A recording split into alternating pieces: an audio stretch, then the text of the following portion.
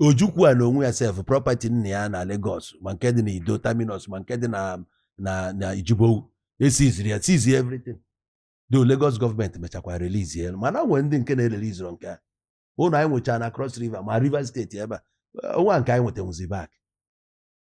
ịghọtago so ọgụ ahụ ihe a mere ọ mere ndị Igbo ewe setịrị anyị backwards kpata alụ na ekwuketa eziokwu wee kwuruo ọnwa na-afụrọ ndị na-afụrọ ọgụ a na-amara ihe mere na-apụta kịta na-asị na aka akwa ya na kịta abụọzikwa mgba nna onwekwa onye iji gọọmenti bụ gọọmenti na n'anya na can reach agreement with China with Korea with ndị a niile akwụ ha n'ukwu just overnight ka ị ga-eteta olefu na helikọpta kwụ n'elu ụlọ gịnị ka ihe eme ya ka m jisi ihe ọbụla ga-emegide wee ruo nke na a ga-eburukwe amị gbadata ha n'Igbo mụnwa jụrụ ya ajụ mgbe e mere Python dance egburu ndị egburu taa ruo taa onwe ihe anyị menwuru about it onwe ebe ekwuru ya no compensation no judgment no justice if that na you can't fight this government or diplomatically ka anyị ga-eji wee na-eso ya ka anyị ga hold those ones jela Abuja sị na ha bụ na ha na-represent anyị both in the upper and the lower house ọ ha nwa ka anyị ga na-agwa jide ha no for even some things enye ha for community projects ha nọgidere ike rie the money anyị agba ha nkịtị na-ene anya another angle ọkwa ifụlụ ya so ọ bụla ya ihe ọbụla ga-emegide wee ruo. Are you telling a personal experience 1970 amụgo gị mgbe ono akwa Ebuka Obi si na amụrụ ya 1950 gị na onwere gbara ọ na-abụ nke m ka m na-ekwu na-ajụba m anyị anụgo anya bụ ọgụ bụ na ya anụọ na ihe because ama m na enwe fada bịara ebe a sị na ọ dị 5 years mgbe a nụrụ ọgụ and ama m na the father na he's now an old man ngwana sịkwa na ebi ala election mana mgbe m bịara agwa gị na anọ etu a ka nna adị agba arọ mgbe kwuru ịnụ ya alọ na gị wee na-ejele election na jegule nwafọ ya ya melụ mgbe akali anyị ti waka ya na akpụ ya bụ iti waka ya akwụghaligide o nwekwa ebe ịma na-ejenwu mgbe a na Lagos a like Marina ebe a ka ya afụsị ndị ọcha Marina Street fụsịa ndị ọcha enwesị companies a nọcha ebe a Leonards, Bata, Boysons, Yamaha, Honda ịmaga ụmụ company ndị ọcha so ebe a ka offices vadis you no go fit go there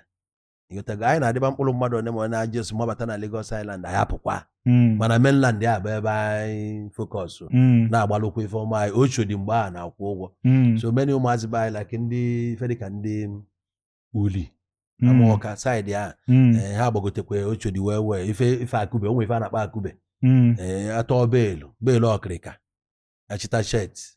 ịsụsị anya onwe kemikal ma bleach ịmago asụsị anya gbaa ya iron gbaa ya starch iluzie ịkwụrụ n'ụzọ ị na-eme ya na onye ọbụla na-aga anya ya mevia na ya anya okorogo ị ga-esogide ya n'ike fegide ya n'iru otugodo na ọ saiziri ya ọ ya saizi ya n'onye Igbo ihe a na-akpọ ya put one hand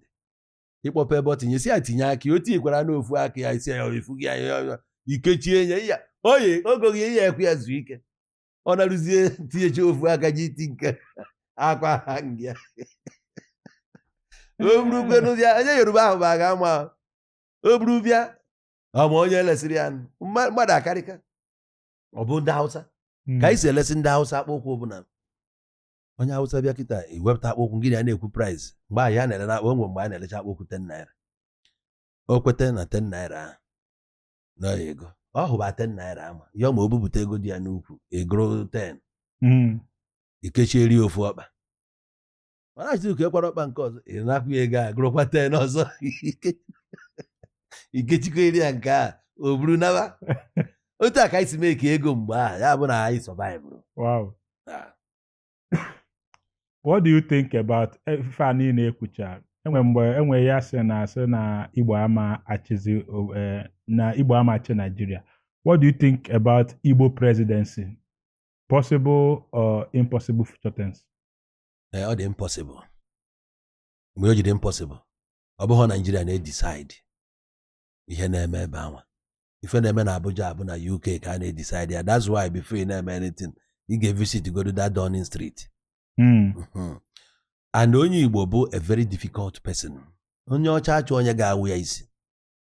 even Peter Obi ndị ọcha ma na enyi ya Naijiria na ọ ga-edozi Naijiria mana ọ ya kọtụ ha ọf n'ihe a na-erite ana ọ bụrụkwa ngị nwa nọ n'isi ebe a ihe ekwenye onye ga-awa gị isi idozie Naijiria ha achọ ya achọ otu a Naijiria gasịrị agasa bụ uru ha idozie ya kịta ha nwa ya na-eritezi so ha ya achọ ndị ha ga-eyuzu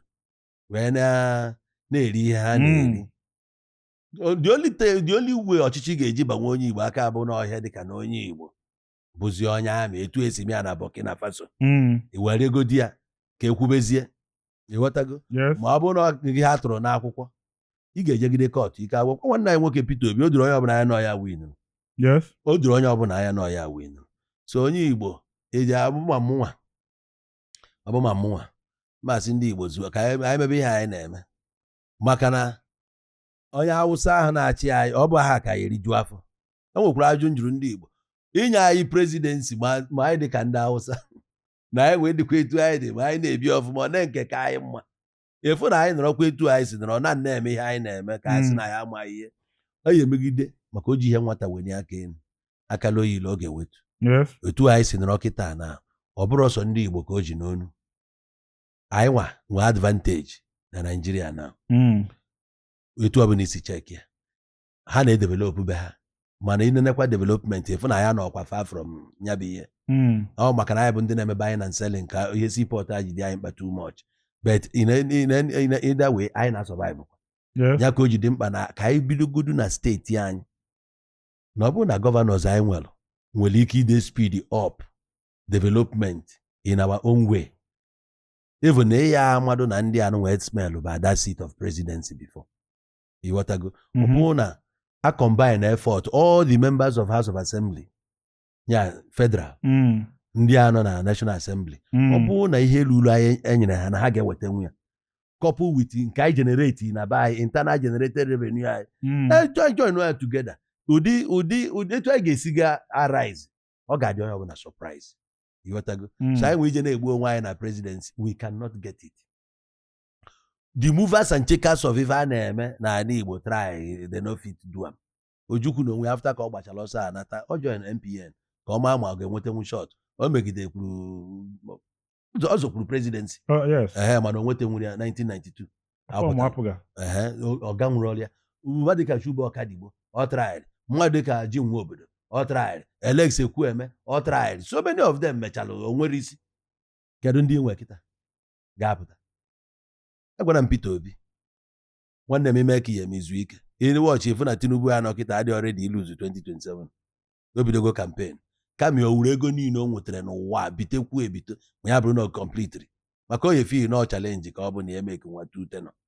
ịghọtago ana mgbe eji ya emechi ya ọdịtị na-agbagokwa ugwu ha ndụlụ another 8 years ewere mgbe ahụ ịgbadago na age ịghọtago and mgbe anyị kwesịrị iteke ije na-eme ife Malaysia nwere 270 ọ bụghị ife abịa kwuo okwu ka nwoke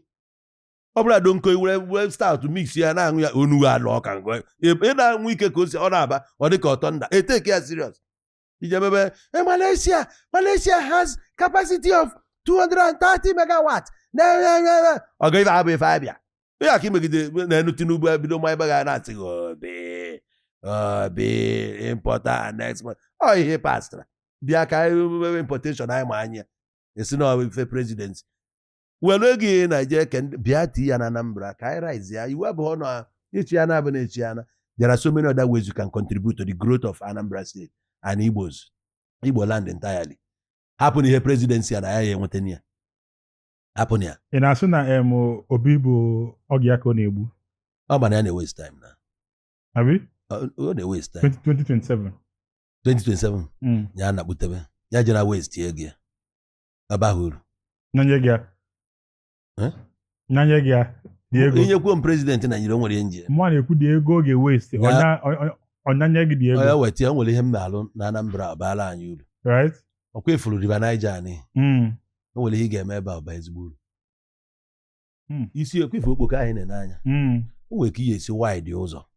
egwuo ya gwumi n'anya ana si ebe a tiri ya pụta ọka wụọ ọnya gravel white stone wụọ ọnya chanel mmiri eti water transport ebe a ewe flying boat na ifu na enyi dị ịda agbazi n'ụzọ na-enwe nwa accident or go slow fia enwesị bus stop nya ebe ha na-akwụsị mmadụ pụta na otu ọbịa ebe a banye ụgbọ fia o ruo n'ebe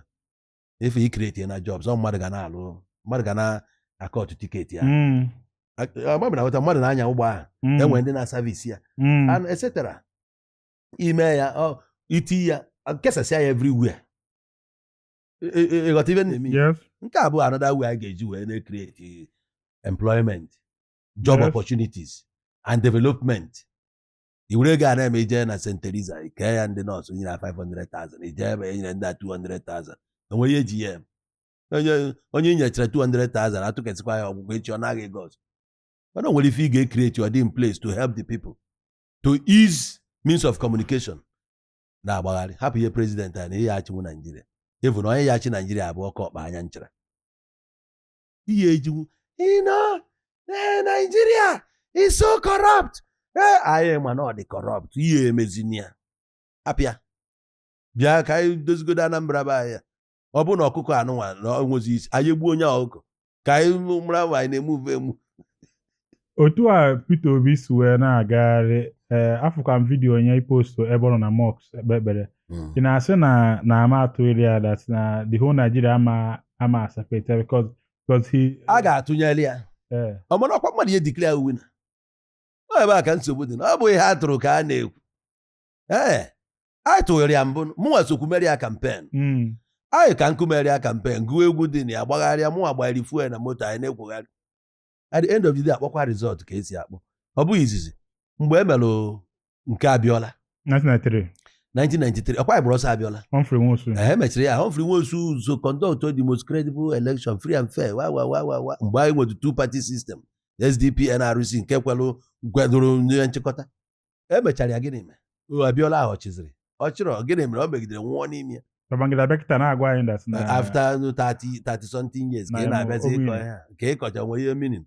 now Yar'Adua winụrụ election ọbịa winụrụ o nwere ndị ga-eti ihu ọ bụ ya win mgbe ahụ o winu election a Ndi Igbo ọkwa ya winu nke Anambra I was a PDP member there mana ama na ọ bụ Ndi Igbo winu ndị a ga-ewere gị ti ngige na onwe ya ọbịa winụrụ election na Anambra a just were ya ti di ya nọ n'ọhịa batịrị ya wee declare as Peter Obi a ga-ewere gị ti Buhari winụrụ election 2015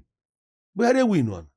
mana ọ na onye ene n'anya na ọ bụ na ọ concede ya defeat a ga-eme ihe mere Gaddafi o wee nọ nwayọ before anyị nọ na enene result anaba before a na-eme o sendgori ya congratulations nwanne m bịa chịba ka nnabụ otu eke so otu a Peter Obi nọ na ọ karịa ọ na-epatiki ya abana nke anụnwa gọvanọ Nasi El-Rufai mapụtara kịta ka a na-emefe coalition ọnya ka ị na-apụta fọ negodu Labour Party ahụ ọ nọ n'ime ya onweghị ofu mkpụrụ pisi n'ebe a wahala everyday abụrụ esi na abụrụ asịrọ nke emegidekwuru Kenneth Okonkwo esi ebe a pụọ gwakwuo anyị gwa Peter Obi ajọ serious ọ bụrụ na ọ dị serious mgbe ahụ ifugokwa mgbe niile declare that result mgbe ahụ na-ebido si protest gbakọ eji nwaanyị nakpuo ọ ya asị ọbụla gbazie nkịtị ka Nigeria decide ihe ha chọrọ ya nwa apụtasị ọbụla nakpuo why ji isi ọbụla nakpuo effort anyị just like that nke na-enwe m iwe bụ na kwuo n'okwu ka nwoke agbanyere ife niile abụọ from doctor ka ị ga na-anụ ya mụnwa bụ adonko na-ele ego one start ọba ego one chịkọ ha na-abụ ịgba ya ṅụọ ya 2 months na onu ga dịka nke ma isi a Nigerians why would somebody hey take it serious Nigeria agụ ego n'akụkụ ọ na-abụ 2027 ka o ekwu okwu ka nwoke. What does his voice have to do with this whole thing now? Okwu ekwurekwu bụ obi afụrụ anya. Okwu ekwurekwu. Na-ekwu okwu ka nwaanyị ya asị na mba oge ya etaking serious. Mana ya bụ natural voice ya na. Ya bụ natural ọ disadvantage ya. Okay. Gọvanọ na-eke emere impeach na Anambra. Ọ sụsi ya ka emere impeach. Ama mere aghọta. Emere ya impeach. Ọ bụrụ m nwe ememe impeach egwu ahụ atụ. Na si ememe impeach as a sitting governor. Gị nwa House of Assembly member. Egwu ahụ atụ. Ịchọzikwa ịdapụtara ha nso. ebe a jere eme ya ihe niile abụghị peace. Enwere time for peace, nwere time for war. Onye si chi iwe jeri ya ona ọ bụ na plan gbagi fi impeach ya iburu ụzọ bebe ha nwa impeach ya n'otu n'otu. Onye ọbụla anarugodo ụlọ ka ndị ọzọ na-abata gbara na onye abụkwa anụ akwụna na-agba na wow. ị nwere akọ pụrụ iche ịchọ ka ụwa nọ? ị nwere ife dị n'obi ịchọ ikwu gbam? ị nwere ife dị omimi ịchọ ka onye ọbụla malụ? o nwere akara aka izolo ezo ịchọ ka ụwa fụ na inwe passion for? bịa na gbam ka ụwa n'onu yi. ị nwere biznes ịchọ ịkwụnye n'ọkụ? o nwere product ịchọ ka o soro na gbam? ị chọọ ka ife ị na-ele ife ị na-eme na-aga as viral as gbam? We are here for you. Contact the number on your screen. Ka anyị kwụnye ị n'ọkụ ka ịfụ na ọ na-eme. Adamuaka, Gbam is the biggest Igbo interview in the world. Come and find out for yourself.